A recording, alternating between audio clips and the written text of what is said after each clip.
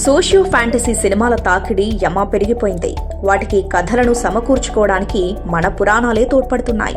ఆ మధ్య Hollywood cinema Avatar వచ్చినప్పుడు వాటికి మూలధారం మన రామాయణం అనే వార్తలు కూడా వచ్చాయి. మనకన్నా ముందే హాలీవుడ్ వారు మేల్కొని తమ సృజనాత్మకతకు పదును పెట్టి బ్లాక్ బస్టర్ హిట్లు కొట్టారు. ఇన్నాళ్లకు మన దర్శకులు మేల్కొని తమ మెదళ్లకు పనిపెడుతున్నారు. మొన్న కార్తికేయ 2 వచ్చి హిట్ కొట్టినా నేడు హనుమాన్ బ్లాక్ బస్టర్ హిట్ గా మారినా మన పురాణాలే ఆధారం. ఇక రేపు మరో కల్కి 2898 మరో బ్లాక్ బస్టర్ గా మారినా కూడా ఆశ్చర్యపోవాల్సిన పని లేదు. మున్ముందు ఇలాంటి కథలు రాసుకునేవారే రచయితలుగా నిలదొక్కునే అవకాశం కనిపిస్తుంది. రేపు రాబోయే నాగస్విన్ కల్కి గాని, ప్రశాంత్ వర్మ జై హనుమాన్ గాని మన యుగ యుగాల చరిత్రే అనడంలో ఆశ్చర్యం లేదు. రాముడికి హనుమంతుడు ఇచ్చిన హామీ ఏంటి అనే ప్రశ్నతో ఓ సందేహాన్ని ప్రేక్షకుల ముందుంచి హనుమాన్ సినిమాని ప్రశాంత్ వర్మ ముగించాడు. అంటే రాబోయే జై హనుమాన్లో శ్రీరాముడి పాత్రను కూడా చూపించే అవకాశం కల్పించాడు. ప్రస్తుతం అందరి దృష్టి వచ్చే మే 9న విడుదల కాబోయే కల్కి మీద ఉంది. ముఖ్యంగా ఇందులో ప్రభాస్ హీరో కావడం, విలన్ కమల్ హాసన్ కావడంతో భారీ హైప్ ఈ సినిమా మీద క్రియేట్ అయింది. మరి ఇందులో ఏ అంశాన్ని నాగశ్విన్ చూపించబోతున్నాడు? కల్కి అంటే విష్ణుమూర్తి దశావతారాల్లోని కల్కియేనా? టైం ట్రావెల్ అంశంతో దీన్ని ఎలా ముడిపెట్టాడు అనేలాంటి ఆసక్తికర అంశాలెన్నో దీంతో ముడిపడి ఉన్నాయి. ఈ కల్కి గురించి కానీ, కలియుగం గురించి కానీ, రామాయణం గురించి కానీ తెలియాలంటే మనం ఫ్లాష్ బ్యాక్ లోకి వెళ్లాల్సిందే. అసలు యుగ విభజన మీద రకరకాల లెక్కలున్నాయి. వాటిలోకి వెళ్లి మిమ్మల్ని గందరగోళపరచదలుచుకోలేదు. అసలు రాముడు ఎప్పుడు పుట్టాడు, కృష్ణుడు ఎప్పుడు చనిపోయాడు అనే దాని మీద ఎన్నో పరిశోధనలు చేసిన వారు చివరికి తేల్చిందేంటంటే వీరు నిజంగానే పుట్టారు, గిట్టారు. పురాణాలు పుక్కిట పురాణాలు కావు. ఇటీవల జరిపిన శాస్త్ర పరిశోధనల ప్రకారం శ్రీరాముడు క్రీస్తు పూర్వపు 5114 జనవరి 10న జన్మించారని తేల్చారు. అంటే ఇప్పటికీ సుమారు 7138 ఏళ్ల క్రితం శ్రీరాముడు మన భూమి మీద నడయాడాడు. అంటే అది త్రేతాయుగ కాలం.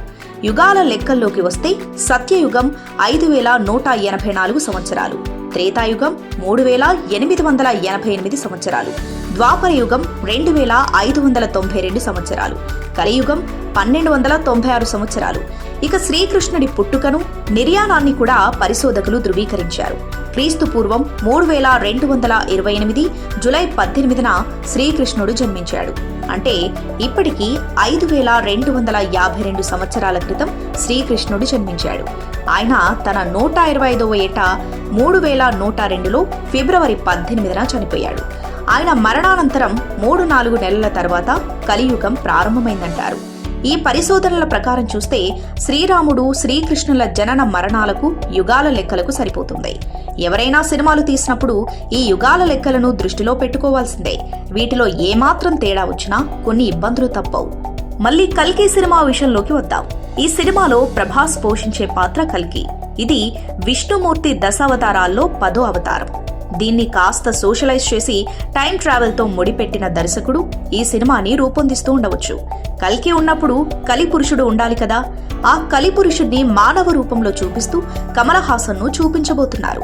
అతన్ని అంతం చేసే పాత్రే కల్కిది. అలాగే అమితాబ్ అశ్వత్థామగా కనిపించనున్నారు. సప్త చిరంజీవుల్లో అశ్వత్థామ ఒకరు. కల్కి సినిమాలో యుగాల ప్రస్తావన ఉంటుందా?